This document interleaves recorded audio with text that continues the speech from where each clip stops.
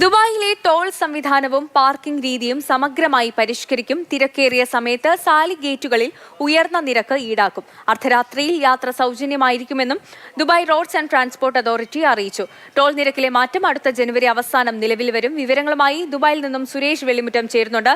Suresh, toll നിരക്കിലും parking ചാർജിലും വരുന്ന മാറ്റം ഏത് രീതിയിലൊക്കെയാണ്? ദുബായിലെ യാത്രാ ചെലവ് വർദ്ധിപ്പിക്കുന്ന അല്ലെങ്കിൽ താമസിക്കുന്ന ആളുകളുടെ ദൈനംദിന ചെലവ് വർദ്ധിപ്പിക്കുന്ന തീരുമാനമാണ് നടപ്പാക്കാൻ പോകുന്നത്. അടുത്ത ജനുവരിയിലും മാർച്ചിലുമായി രണ്ട് നിർണായക തീരുമാനങ്ങളാണ് നടപ്പാക്കുക. ആദ്യം നടപ്പാക്കാൻ പോകുന്നത് സാലിക് അഥവാ ടോൾ നിരക്കിലെ വർധനയാണ്.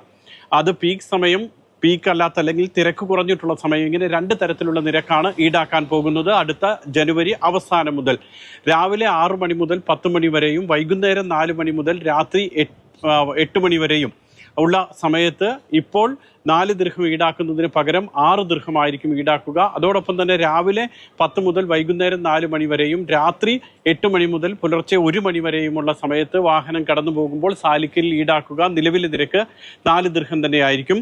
അതേസമയം രാത്രി ഉള്ള സമയത്ത് 1 മണി മുതൽ പുലർച്ചെ 6 മണി വരെയുള്ള സമയത്ത് പാർക്കിംഗ് നിരക്ക്, സാലിക് നിരക്ക് ഈടാക്കുകയും ചെയ്യില്ല. ഇതാണ് ഏറ്റവും പ്രധാനപ്പെട്ട ഒരു തീരുമാനം എന്ന് പറയുന്നത്. അതായത് ഏറ്റവും തിരക്കേറിയ സമയത്ത് ഉയർന്ന നിരക്ക് നൽകിയായിരിക്കും വാഹനങ്ങൾക്ക് കടന്നു പോകാൻ കഴിയുകയുള്ളൂ. ഇനി പാർക്കിങ്ങിലെ മാറ്റം വരാൻ പോകുന്നത് നേരത്തെ സൂചിപ്പിച്ചതുപോലെ മാർച്ച് മുതലാണ്.